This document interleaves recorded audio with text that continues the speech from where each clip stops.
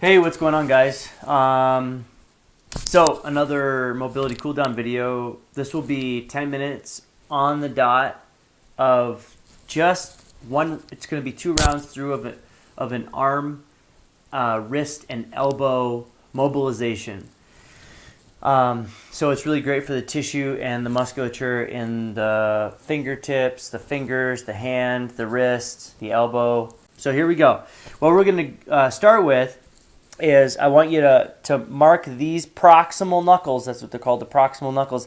At the base of each finger of the 4 fingers is this knuckle, okay? What we're going to do is we're going to press into the floor through these knuckles, and what that's going to do is it's going to raise our hand up off the ground and stretch all this musculature in through the hand of these flexors that usually get pretty tight. So we're going to do this for 1 minute. So what we're going to do is we're going to go either index finger to index finger here. So we could go parallel or fairly close. And all I'm going to do is lean over my hands so I can get some body weight on them. And then I'm just going to press down through my hands. And we're going to begin. That's how it would start. So we'll begin in 10 seconds. So why don't you practice that really quick. Just do a couple of these. Try to get some body weight on. Find out how much you can push through it. I don't want you to lift up. It's not a lift. It's a press. It's actually a press through the ground. Okay, here we go. We're going to do 1 minute of each of these exercises. Okay, so it's really important to be hinging through the 4 knuckles. I'm not concerned about what your shoulders, wrist, or not. I'm sorry, your shoulders and your neck do. I just want you to focus on getting this action going. So notice that my knuckles stay on the ground. I'm really trying to put a lot of pressure on them, trying to put more of my body weight than I probably should on them, but they're really tight. So if you work at a desk, you do a lot of mousing or repetitive motion that grips a lot, this will be a pretty imperative exercise to do. And then the next exercise is just going to be rotations with the hands blocked.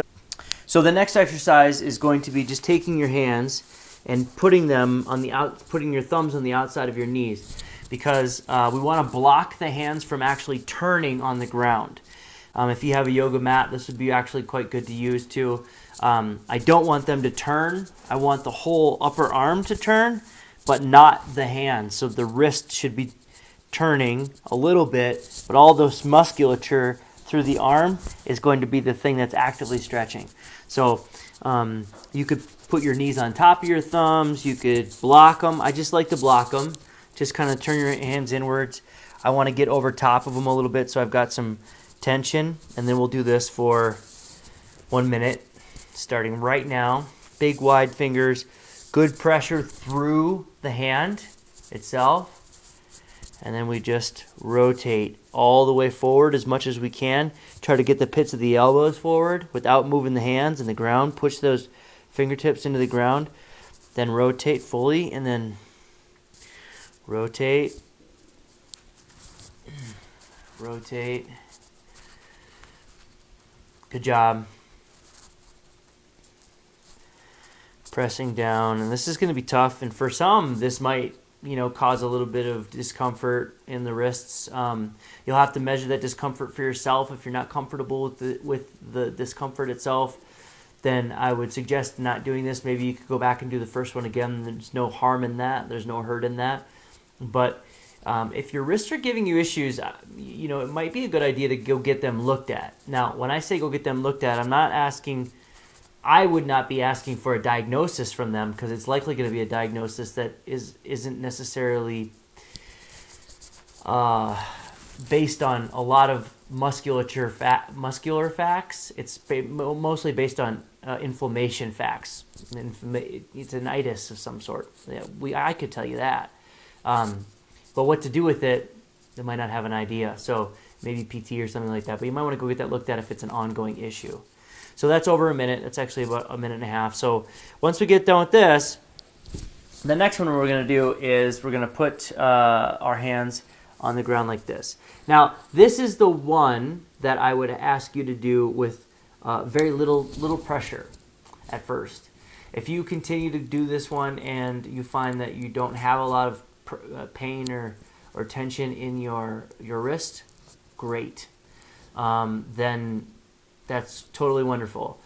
Then maybe put a little bit more pressure down until you get a little bit. But it's really common that this position for people gives their wrist the fits. So what we're going to do is press the backs of our knuckles now into the ground like a fist, like this. So I'm going to try to press that. I'm not going to make a fist. I'm just going to press the fist knuckles into the ground so that I lift and then just try to go down to a fully articulated 90-degree angle if possible. Now, some of you might not be able to do this one, so I would say go back and do the first one. The first one is a very good exercise. It's a very great stretch. So we'll do this for 1 minute starting 5 seconds ago. Hopefully you're with me.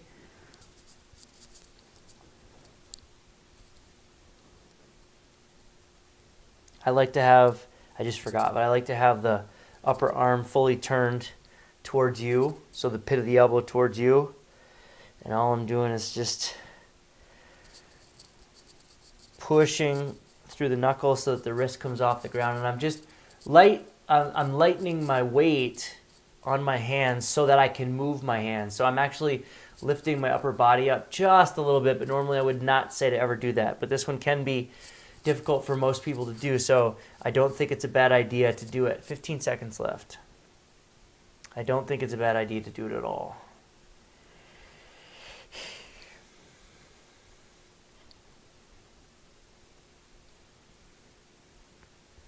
All right, now we're going to stay in this position, and I would ask you again to sort of have a block or don't let your hands move. And what you're going to end up doing is the same rotations that you did before, but we're going to do them with the hands in this orientation, okay? So it's simple, just this real simple rotation, trying to get full rotation at the wrist. So we're not moving the wrist, they're not sliding on the ground, we don't want to move the hand at all, it's just all at the wrist joint itself. And this will really work to activate the muscles and to open up the connective tissue, the tendons and the ligaments in the wrist and the elbow. And a little bit in the shoulder, but it's much more for the wrist and the elbow at this point. Just about 30 seconds left here.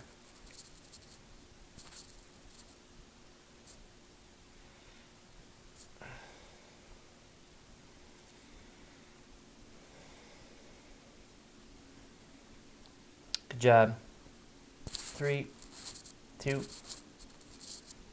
1. Good job. So, just to reiterate really quickly, we've got these sort of knuckle press-ups.